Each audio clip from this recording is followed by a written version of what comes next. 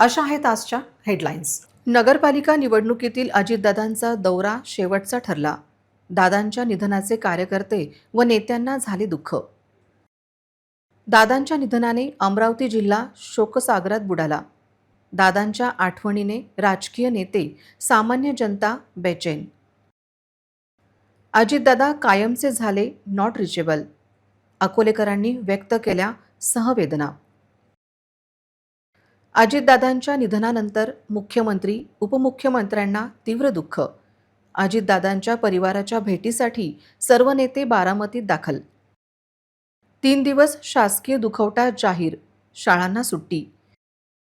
जिल्हाधिकाऱ्यांनी नरनाळा महोत्सव केला स्थगित. आता सविस्तर बातम्या. नगरपालिका निवडणुकीत प्रचारासाठी अजितदादा अकोल्यात आले होते. तो त्यांचा अकोल्यातील शेवटचा दौरा ठरला. अजितदादांच्या अपघाती निधनाने राष्ट्रवादी काँग्रेसच्या नेत्यांसह कार्यकर्ते शोकाकूळ झाले आहे. अकोट नगरपालिकेच्या राष्ट्रवादी काँग्रेस अजित पवार पक्षाच्या उमेदवारांच्या प्रचारासाठी उपमुख्यमंत्री तथा पक्षाचे अध्यक्ष अजितदादा पवार अकोला जिल्ह्यात आले होते. तो या भागातील त्यांचा शेवटचा दौरा ठरला. दादांचे विमानतळावर महानगर राष्ट्रवादी काँग्रेसचे अध्यक्ष विजयभाऊ देशमुख यांच्या नेतृत्वात स्वागत करण्यात आले. बुधवार 26 नोव्हेंबर रोजी सकाळी येथे आले होते. यावेळी विधान परिषद सदस्य तथा विभागीय समन्वयक संजय खोडके, राष्ट्रवादी काँग्रेस पार्टी अकोला महानगर अध्यक्ष विजयभाऊ देशमुख, माजी नगरसेवक गौतम गवई, मनोज गायकवाड, फैयाज खान, संतोष डाबेराव, नितीन झापर्डे, अब्दुल रहीम पेंटर, अफजल कुरेशी, दिलीप देशमुख, बुडन गाडेकर, नकीर खान, अशोक परळीकर, महिला अध्यक्ष मंदाताई देशमुख, सुषमाताई निचड, युवक अध्यक्ष अजय मते, अश्विनीताई यादमराळे, आकाश इंगडे, नितीश क्षीरसागर, गजानन मुरुमकार, यश सावल, प्रकाश खंडारे यांच्यासह राष्ट्रवादीचे कार्यकर्ते उपस्थित होते. अकोटची सभा आटोपून अजितदादा खामगावला रवाना झाले होते. अजितदादांचा हा दौरा अकोल्याचा शेवटचा दौरा ठरला. आता पुन्हा अजितदादा येणे नाही, त्यामुळे राष्ट्रवादी काँग्रेसच्या कार्यकर्त्यांमध्ये कमालीचे दुःख आहे. राष्ट्रवादीचे शहर अध्यक्ष विजय देशमुख आणि पक्षाचे इतर पदाधिकारी आणि कार्यकर्ता बारामतीसाठी रवाना झाले आहेत. महाराष्ट्राचे उपमुख्यमंत्री आणि राष्ट्रवादी काँग्रेसचे दिग्गज नेते अजितदादा पवार यांच्या निधनाची बातमी वाऱ्यासारखी पसरली आणि संपूर्ण राज्यासह अमरावती जिल्हा शोकसागरात बुडाला. बारामती येथील विमान अपघातात त्यांचे झालेले अकाली निधन हे केवळ राजकीय क्षेत्राचेच नव्हे तर सामान्य जनतेचेही वैयक्तिक नुकसान असल्याची भावना व्यक्त होत आहे. विशेषतः काही आठवड्यापूर्वीच अमरावतीत झालेली त्यांची जाहीर सभा ही आता त्यांची येथील शेवटची सभा ठरल्याने अमरावतीकर भावुक झाले आहेत. राष्ट्रवादी काँग्रेसच्या नगरसेवकांच्या प्रचारासाठी अजितदादा अमरावतीत आले होते. संत गाडगेबाबा समाधी मंदिरासमोरील मैदानात त्यांची विराट सभा पार पडली. त्याच दिवशी त्यांचा घसा खराब असतानाही त्यांनी जिद्दीने 20 मिनिटांपेक्षा जास्त वेळ भाषण केले. अमरावतीच्या विकासासाठी कोट्यवधींचा निधी देण्याचे आश्वासन देतानाच त्यांनी आपल्या दमदार शैलीने मतदारांची मने जिंकली होती. आता पुन्हा कधीच दादांचे कडक भाषण ऐकायला मिळणार नाही, या कल्पनेनेच कार्यकर्त्यांच्या डोळ्यात पाणी येत आहे. अजितदादांच्या जाण्याने अमरावतीचे आमदार सुलभा खोडके आणि आमदार संजय खोडके यांच्यावर दुःखांचा डोंगर कोसळला आहे. खोडके कुटुंबांसाठी दादा हे केवळ नेते नसून एक मोठा आधार होता. त्यांच्या जाण्याने अमरावतीच्या अनेक विकास कामांचे नियोजन आणि पाठबळ आता पोरके झाल्याची भावना व्यक्त होत आहे. घटना अशी आहे की याबद्दल मी काहीच बोलू शकत. इतकी मानसिकता ढासळून गेलेली आहे की ज्या नेत्याच्या भरोश्यावर आम्ही आजपर्यंत इतकं मोठं जगतो आणि आमचा नेता इतकं पुढं जात असताना अशी दुर्दैवी घटना देवानं त्याच्यावर आणावं.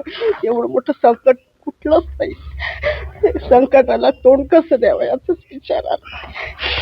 देवानं बघितलं, दादांचे स्वप्न खूप मोठे होते. खूप पुढे जाण्यासाठी, महाराष्ट्राला पुढे नेण्यासाठी मी खूप प्रयत्न केला, सर्वांना घेऊन चालत आणि का आणि त्यांच्यावर अशी झडप करणं म्हणजे ही खूपच मोठी दुर्दैवी घटना आहे की शब्दातच व्यक्त करू शकत नाही.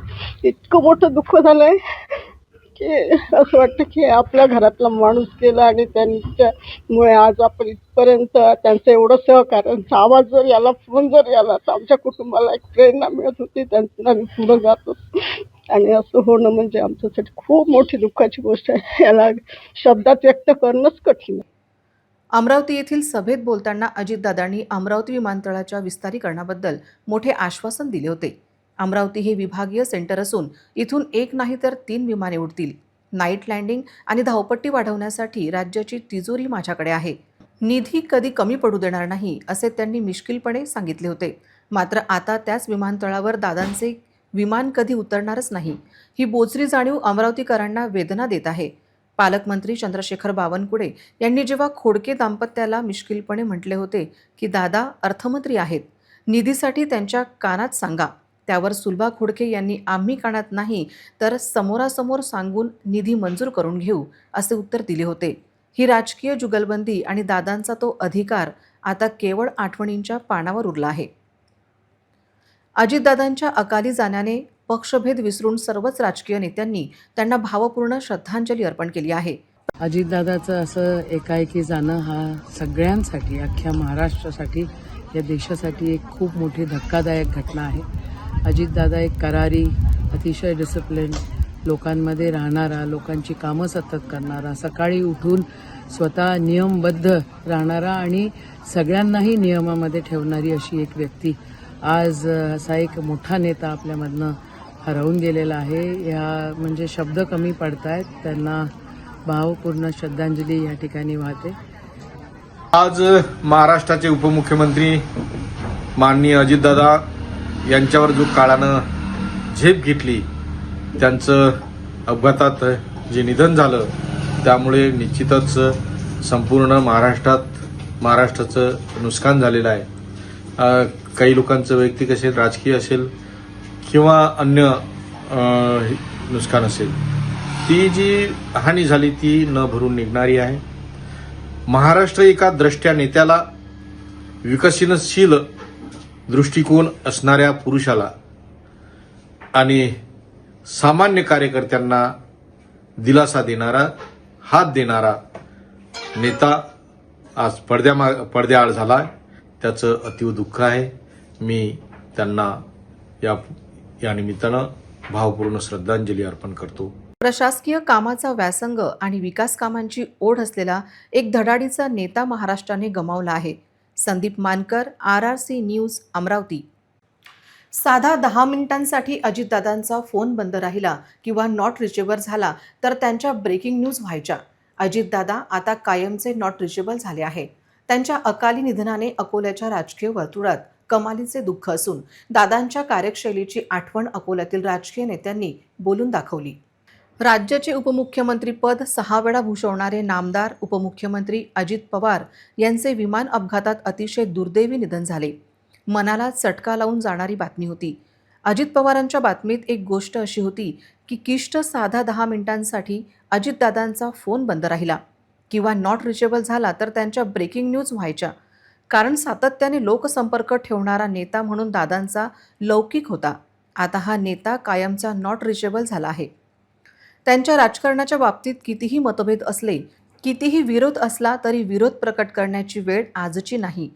महाराष्ट्राच्या राजकारणावर इतका खोलवर प्रभाव टाकणारा नेता आजच्या घडीला महाराष्ट्राच्या राजकारणात दुसरा कोणी ॲक्टिव्ह नाही.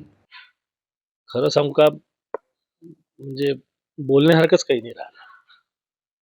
अतिशय कणखर नेतृत्व, विकासाला चालना देणारं, प्रशासनावर जबरदस्त कमांड असणारं नेतृत्व होतं.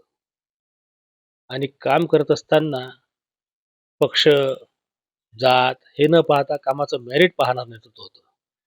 आणि भारतीय जनता पक्ष अजितदादांची युती झाल्यानंतर आमचे खूप जवळचे संबंध आले. मी प्रतोद असल्यामुळे विधिमंडळाच्या अधिवेशनात रोजच भेट व्हायची. रोजच काहीतरी तांत्रिक विषयावर सभागृह कसं चाललं पाहिजे याविषयी आमची चर्चाही व्हायची. मात्र महाराष्ट्र आज एक लोकनेत्याला हरून बसला हे तेवढं सत्य आहे. राष्ट्रवादी काँग्रेसच नाही तर या महाराष्ट्रात राहणाऱ्या 13 कोटी लोकांमध्ये हळहळ आहे माझ्यासहित.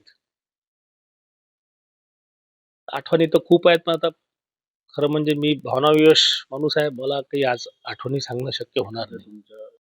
मुख्यमंत्र्यांनी नानाजी देशमुख कृषी संजीवनी प्रकल्पावर माझी नियुक्ती केली, परंतु ती फाईल फायनान्स म्हणून अजितदादांच्या माध्यमातून मुख्यमंत्र्यांकडे गेली आणि क्षणाचाही विलंब न लावता अजितदादांनी म्हटलं, अरे आपले रणधीर सावरकर होतात का, फार चांगली गोष्ट आहे, ताबडतोब फाईल कळा. 3 मिनिटात ती फाईल मुख्यमंत्री कार्यालयात रवाना करणारा आमचा नेता आज आमच्यात नाही आहे, हे म्हणजे खरंही वाटत नाही. पण ठीक आहे, आता नियती आहे, काय करणार. त्यांच्या कुटुंबात त्या दुःखात आम्ही सहभागी एवढंच म्हणू शकतो. विरोधी पक्षाच्या मतदारसंघातल्या जनतेच्या भावना घेऊन त्या लोकांचे काम करून देणं अतिशय चांगला. आज आपल्यातून अजितदादा निघून गेले. खरं तर दादा, मी जेव्हा 2019ला आमदार झालो होतो तेव्हापासून दादा आम्ही 2.5 वर्ष सत्तेत सहभागी होतो. दादासारखा माणूस ह्या महाराष्ट्राला आता पुन्हा मिळणार नाही आणि असा माणूस होणार नाही. स्पष्ट वक्ता, स्पष्ट बोलणं, महाराष्ट्रातल्या जनतेचा लोकनेता आज आपल्यातून निघून गेला आणि खूप मोठी या महाराष्ट्राची खूप मोठी हानी झाली. ही हानी भविष्यात कधी भरून निघणारी नाही. ये बहुत दुख का समय है, एक ऐसा लॉस जिसकी भरपाई नहीं हो सकती. अजीत दादा जैसे लोग सदियों में बहुत कम पैदा होते, तो मुझे तो बहुत ज़्यादा दुख है कि हमने इतना बड़ा नेता खो दिया. एक नेतृत्व तो हमारे पास से चला गया और मैं उनके परिवार को परमात्मा से दुआ करता हूँ कि इस दुख की घड़ी में उभरने का मौका दे. और मैं अपनी पूरी वेदना, श्रद्धांजलि, खिराज अकीदत उनको पेश करता हूँ और उनके आत्मा की शांति के लिए दुआ करता हूँ. और मैं फिर से एक बार कह रहा हूँ कि एक ऐसा लॉस हो गया महाराष्ट्र का जिसकी भरपाई नहीं होनी चाहिए, नहीं हो सकती.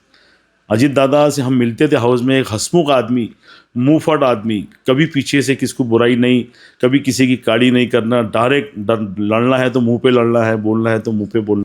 मुझे बहुत दुख है और मैं अपने परिवार की तरफ से और कांग्रेस पार्टी की तरफ से उनको श्रद्धांजलि देता हूँ और परमात्मा से दुआ करता हूँ कि उनके परिवार को इस दुख की घड़ी से निकलने का उनको मौका मिले और हम सब उनके साथ में हैं.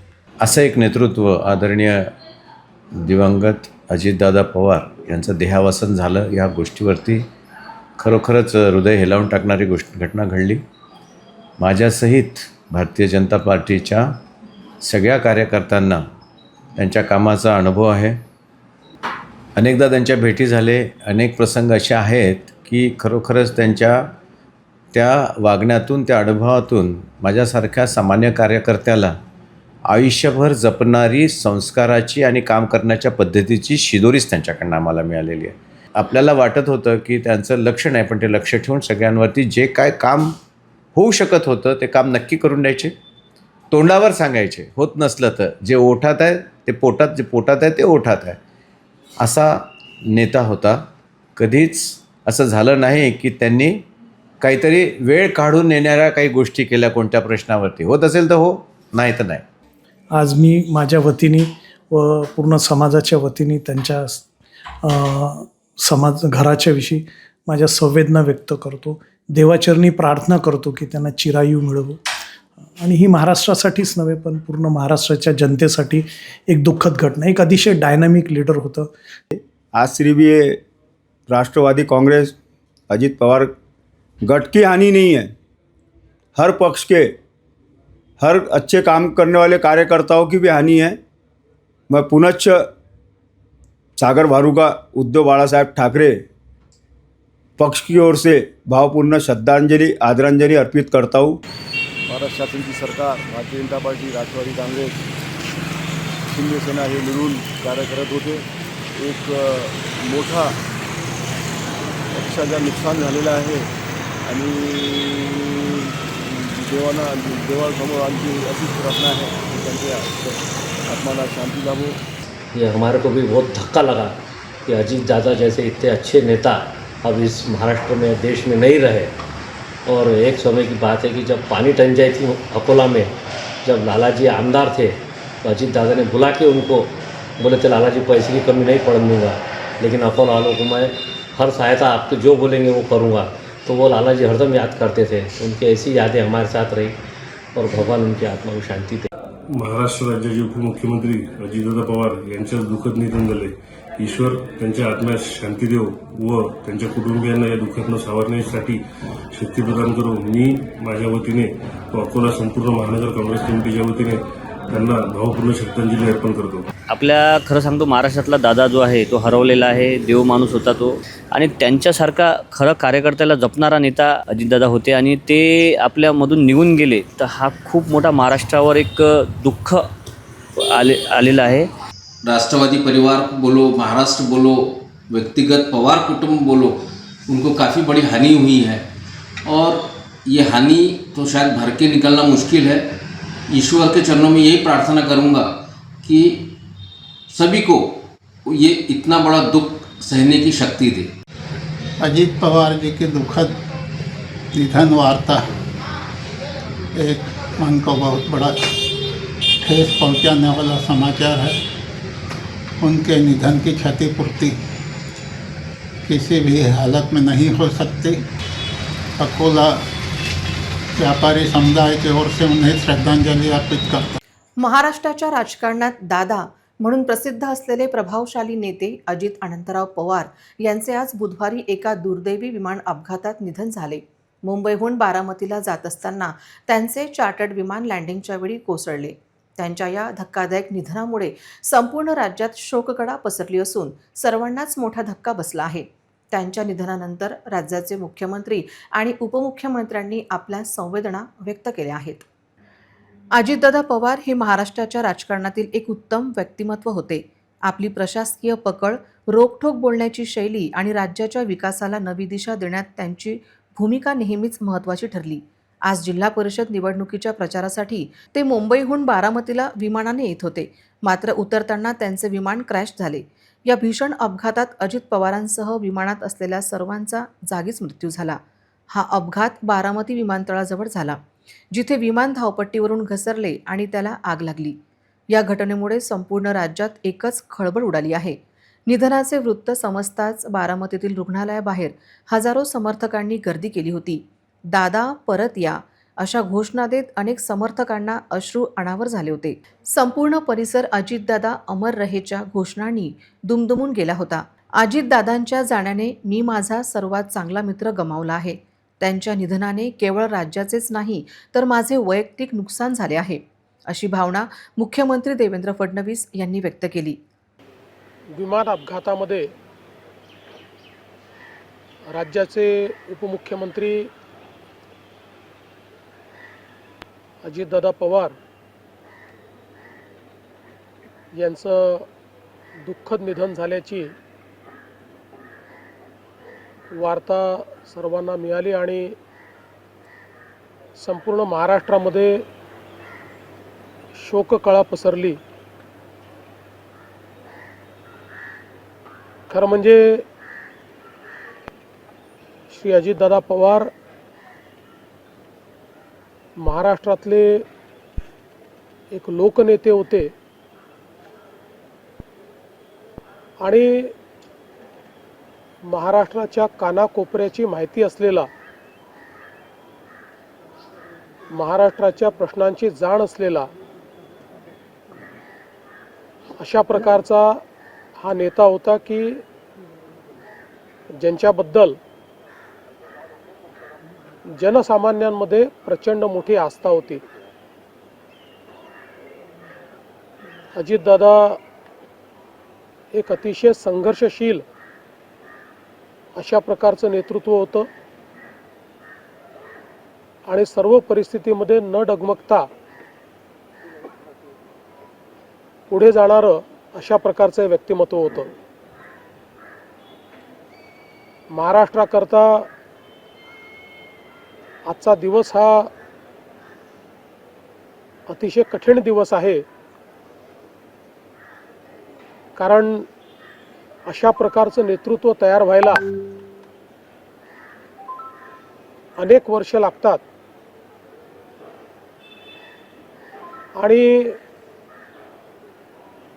ज्यावेळी महाराष्ट्राच्या विकासामध्ये अतिशय महत्त्वपूर्ण योगदान ते देत होते, अशा काळामध्ये त्यांचं निघून जाणं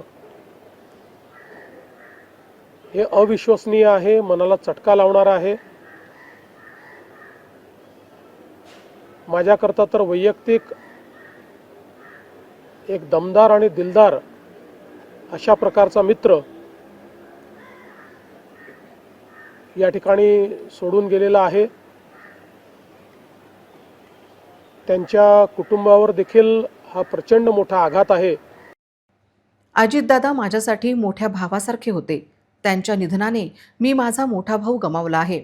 ज्यांच्या जाण्याने राज्याची कधीही भरून न निघणारी हानी झाली आहे. अशा शब्दात उपमुख्यमंत्री एकनाथ शिंदे यांनी दुःख व्यक्त केले. ऐसी घटना जो हर एक के एक दिल को दुखाने वाली घटना आज महाराष्ट्र में घटी है. हमारे सहयोगी अजीत दादा पवार जी का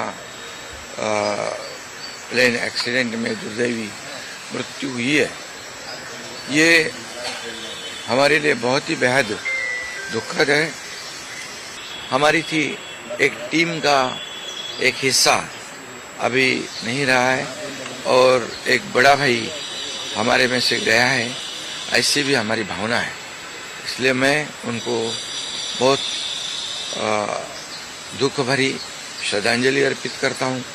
उनके परिवार को इस दुख से बाहर आने की शक्ति ईश्वर प्रदान करे, ऐसी ईश्वर से प्रार्थना करता हूँ.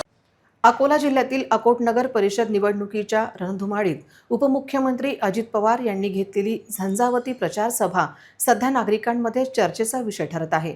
डिसेंबर 2025 मध्ये झालेली ही सभा अजितदादांच्या कार्यशैलीची आणि विकासाच्या मुद्द्यांची साक्ष देणारी ठरली होती, अशा भावना आता अकोटकर व्यक्त करत आहेत.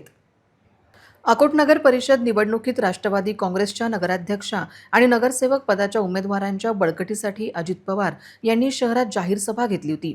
या सभेला अकोट शहरासह परिसरातील ग्रामीण भागातूनही जनसागर लोटला होता. आपल्या खास दादा शैलीत त्यांनी स्थानिक प्रश्न, नगर परिषदेचा विकास आणि आगामी योजनांचा आराखडा मांडला होता. या सभेमुळे मरगळलेल्या कार्यकर्त्यांमध्ये मोठे चैतन्य निर्माण झाले होते आणि निवडणुकीच्या प्रचाराला नवी दिशा मिळाली होती. सध्या सोशल मीडियावर प्रसारित होत असलेल्या विविध बातम्या आणि घडामोडींच्या पार्श्वभूमीवर अकोटमधील ही सभा अजितदादांची या शहरातील शेवटची सभा ठरली काय, अशी चर्चा सर्वसामान्यांमध्ये रंगली आहे. विकासाचा शब्द देणारा नेता आणि त्यांचा तो करारी आवाज आता अकोटच्या मैदानात पुन्हा ऐकायला मिळणार नाही, या विचाराने नागरिक आणि पक्षाचे कार्यकर्ते हळहळ व्यक्त करत आहेत. अकोटच्या सभेमध्ये त्यांनी शहराच्या पायाभूत सुविधांसाठी मोठ्या निधीचे आश्वासन दिले होते. राज्याचे अर्थमंत्री म्हणून त्यांच्याकडे असलेल्या अधिकारातून अकोटचा कायापालट करण्याची ग्वाही त्यांनी दिली होती. त्यांच्या या भाषणाने केवळ पक्षाचे समर्थकच नव्हे तर सर्वसामान्य मतदारही प्रभावित झाले होते. ही सभा अकोटच्या राजकीय इतिहासातील एक अविस्मरणीय क्षण म्हणून लक्षात राहील, असे मत स्थानिक नागरिकांकडून व्यक्त होत आहे.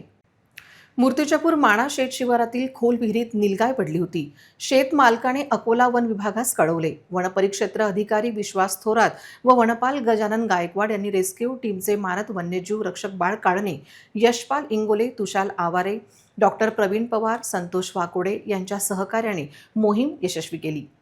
वजनदार नीलगाय विहिरीतून बाहेर काढणे आव्हान होते. जाडी व सर्वांच्या मदतीने बेशुद्ध न करता वर काढली. नीलगाय काढताना मधमाशांचे पोळ अडचणीचे ठरले. अनेकांना माशा चावल्या. नंतर जाळ करून माशा हाकलण्यात आल्या. जाळी टाकून प्रयत्न केले तर नीलगाय चपळ असल्यामुळे जाळीत येतच नव्हती. त्यामुळे फार वेळ लागला. शेवटी नीलगाय जाळीत आल्यानंतर तिला वर काढताना धोकादायक स्थिती होती. विहिरीला कठडे नव्हते. लोखंडी पाईप काठावर लावला. पाईपवर नीलगाईला ओढणे सुरू केले. बाळ काळणे व मनोज कांबळे यांनी पाईपला दाबून ठेवले. नंतर तिला सर्व रेस्क्यू टीमने वर घेतले. बीट वनरक्षक शारदा ओलवे, गावकरी संतोष कोकणे, नरेंद्र ढगेकर, अनिल भेलकर, गणेश सात्रोटे, शुभांगी साळवे यांनी नीलगाय काढताना मदत केली.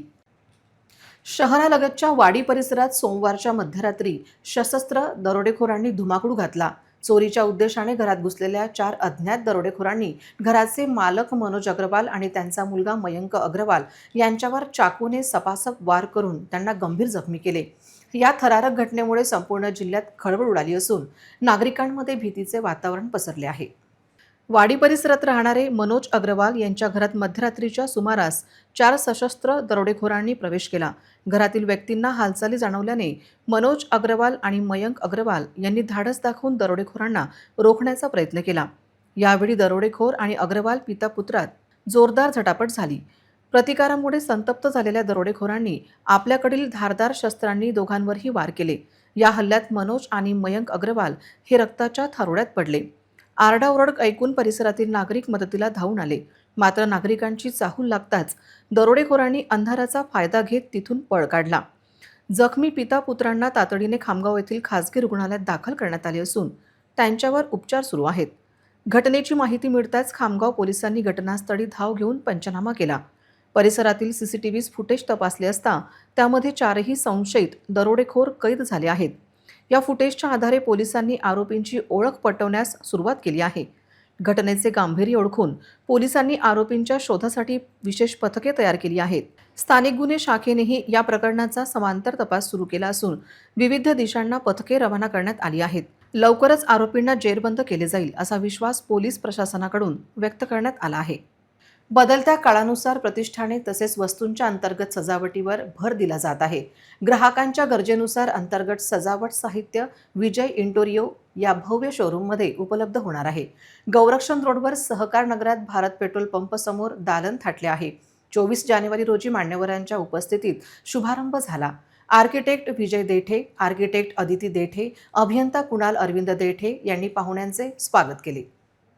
विजय इंटोरिया अद्ययावत दालनात soffit panels, PVC panels, charcoal louvers, WPC louvers, 3D tiles, ceiling tiles, foam sheets, mirror mosaic, प्यू स्टोन पॅनल्स, डेकोरेटिव्ह टाइल्स, प्रीबॅक सोल्युशन तसेच सर्व प्रकारचे इंटेरियर सोल्युशन्स होलसेल रिटेलमध्ये उपलब्ध आहेत.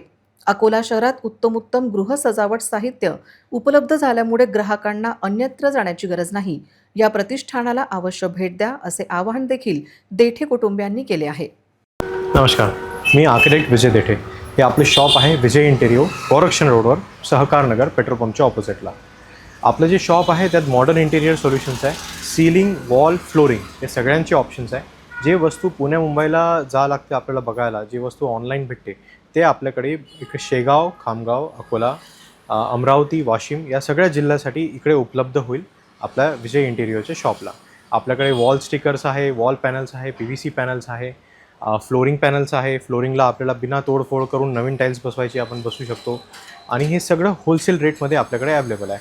फोम शीट्स, वॉलपेपर्स हे सगळे जे वॉटरप्रूफ वस्तू आहे, जे लॉंग लाईफ आहे, 10 ते 15 वर्षापर्यंत काहीच होणे नाही, हे सगळं एकाच छताखाली आपल्याकडे अकोल्याला उपलब्ध आहे. अकोट तालुक्यामधील वडाडी देशमुख येथील सावरा रोडवरील शेत शिवारात 5 एकरमधील कापून लावलेल्या 3 गंजीपैकी 2 गंजीला अज्ञात इसमाने आग लावली. यामध्ये शेतकऱ्यांचे 5 लाखाचे नुकसान झाले आहे. चौकशी करून नुकसान भरपाई द्यावी अशी मागणी आहे. शेतकरी श्रीकांत तुळशीराम यवतकार यांच्या 5 एकरमधील ओवा त्यांनी सोंगून ठेवला होता. परंतु कापून ठेवलेल्या 3 गंजीपैकी 2 मोठ्या गंजीला रविवारी रात्री अज्ञात इसमाने आग लावली. आग एवढी मोठी भीषण होती की संपूर्ण गावामध्ये आगीचा तांडव दिसून आला. यवतकार गुरुजी यांचे 5 लाख रुपयांचे नुकसान झाले. त्यांनी अकोट ग्रामीण पोलीस स्टेशनला त्याच रात्री रिपोर्ट दाखल केला. पोलीस घटनास्थळी दाखल झाले. दुसऱ्या दिवशी ठाणेदार किशोर जुनगरे यांच्या मार्गदर्शनाखाली भास्कर सांगडे यांच्या चमूने पंचनामा केला. शेतकरी भरपाईची मागणी करीत आहेत. माझ्या वडाडी देशमुख येथील शेत सावरा रोडवरील गट क्रमांक 360-61 मध्ये ओव्याचा पेरा होता.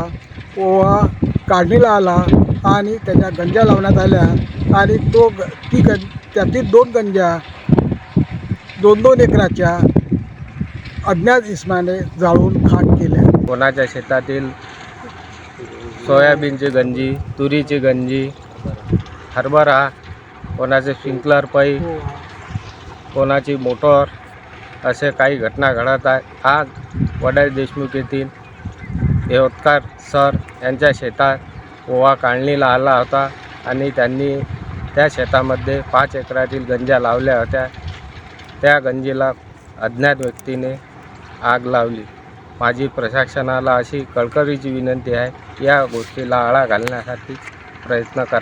वाशिम जिल्ह्यातील रिसोड तालुक्यातील रेती घाटाचे लिलाव रखडलेल्या मराठवाड्यातून मोठ्या प्रमाणात चोरटी रेती येत आहे. मात्र ग्रामीण भागातील लहान मोठ्या नदी नाल्यातून अवैध वाहतूक वाळू करणारे ट्रॅक्टरवर कारवाई केली जात नाही. परंतु बाहेरून येणारे अवैध रेती वाहतूक करणारे मोठे टिप्पर राजरोस रेती रिचवून जात आहेत. परिणामी रेती तस्करी अर्थपूर्ण संबंधातून होत असल्याची चर्चा जिल्हाभरात सुरू आहे. रिसोड तालुक्यातील रेतीघाट खुले न झाल्याने गोरगरिबांना बेभावात चोरटी रेती घ्यावी लागत आहे.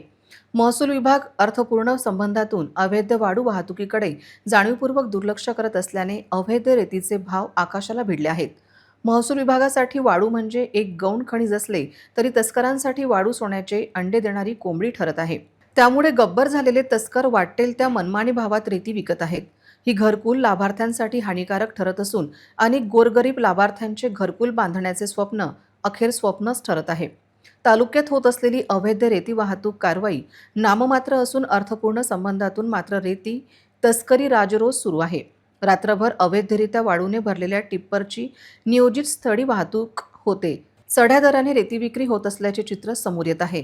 त्यामुळे रेतीवर बंदी असून देखील मोठ्या प्रमाणात रेती येते कुठून, असा प्रश्न सामान्य नागरिक विचारत आहेत. ही गंभीर बाब लक्षात घेऊन जिल्हाधिकारी यांनी तालुक्यातील रेतीघाट खुले करून द्यावेत अशी मागणी जोर धरत आहे. अन्यथा रेती तस्कर काबूत ठेवून चोरट्या रेतीचे भाव नियंत्रित करावे अशी मागणी गोरगरीब जनता करत आहे. राष्ट्रवादी काँग्रेसचे खंबीर नेतृत्व आणि राज्याचे उपमुख्यमंत्री अजित पवार यांचे आज सकाळी विमान अपघातात आकस्मिक निधन झाले.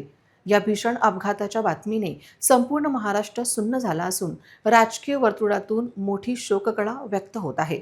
मुख्यमंत्र्यांनी या घटनेबद्दल तीव्र दुःख व्यक्त करत राज्यात 3 दिवसांचा शासकीय दुखवटा जाहीर केला आहे.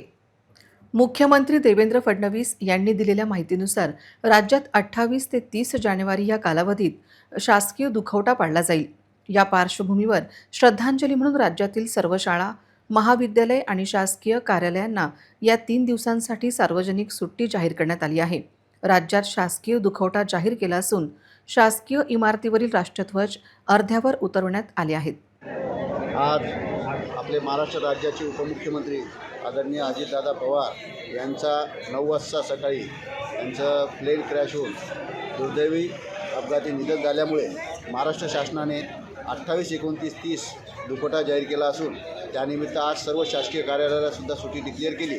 त्यानिमित्त आज जिल्हा परिषद अकोलाचे माननीय आदरणीय मुख्य कार्यकारी अधिकारी यांच्या उपस्थित सर्व कर्मचाऱ्यांनी इथे आज त्यांना श्रद्धांजली इथे अर्पण केली व दुपारनंतर सर्व कार्यालयाला सुट्टी जाहीर.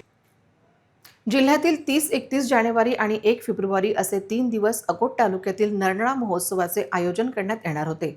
बुधवारी सकाळी राज्याचे उपमुख्यमंत्री अजित पवार यांचे विमान अपघातात निधन झाले. त्यामुळे आयोजन रद्द करण्यात आले आहे. मेळघाट व्याघ्र प्रकल्प, वन विभाग आणि जिल्हाधिकारी कार्यालय अकोल्याच्या वतीने नरनाळा महोत्सवाचे आयोजन करण्यात येणार होते. परंतु उपमुख्यमंत्री अजितदादा पवार यांच्या अपघाती निधनामुळे कार्यक्रम रद्द करण्यात आला. परंतु पुढील तारीख लवकरच जाहीर करण्यात येईल असे जिल्हाधिकारी वर्षा मीना यांनी सांगितले. 30, 31 जानेवारी आणि 1 फेब्रुवारी असे 3 दिवस अकोट तालुक्यात नरनाळा महोत्सवाचे आयोजन करण्यात येणार होते. बुधवारी सकाळी राज्याचे उपमुख्यमंत्री अजित पवार यांचे विमान अपघातात निधन झाले. त्यामुळे नरनाळा महोत्सवाचे आयोजन रद्द करण्यात आले आहे. अकोला जिल्ह्यामध्ये 30, 31 जानेवारी आणि 1 फरवरीमध्ये नरनाळा महोत्सवचं आयोजन केलं होतं. पर आज माननीय उपमुख्यमंत्री श्री अजित पवार दादा यांचे दुःखद निधन झाल्यामुळे नरनाळा महोत्सवची जो तारीख होती ते पोस्टपोन केलेली आहे. पुढची तारीख जेव्हा फायनल होईल तेव्हा सगळ्यांसोबत शेअर केली जाणार आहे. पाहूया हेडलाईन्स. नगरपालिका निवडणुकीतील अजितदादांचा दौरा शेवटचा ठरला. दादांच्या निधनाचे कार्यकर्ते व नेत्यांना झाले दुःख. दादांच्या निधनाने अमरावती जिल्हा शोकसागरात बुडाला. दादांच्या आठवणीने राजकीय नेते, सामान्य जनता बेचैन. अजितदादा कायमचे झाले नॉट रिचेबल. अकोलेकरांनी व्यक्त केल्या सहवेदना. अजितदादांच्या निधनानंतर मुख्यमंत्री, उपमुख्यमंत्र्यांना तीव्र दुःख. अजितदादांच्या परिवाराच्या भेटीसाठी सर्व नेते बारामतीत दाखल. 3 दिवस शासकीय दुखवटा जाहीर, शाळांना सुट्टी. जिल्हाधिकाऱ्यांनी नरनाळा महोत्सव केला स्थगित. नमस्कार.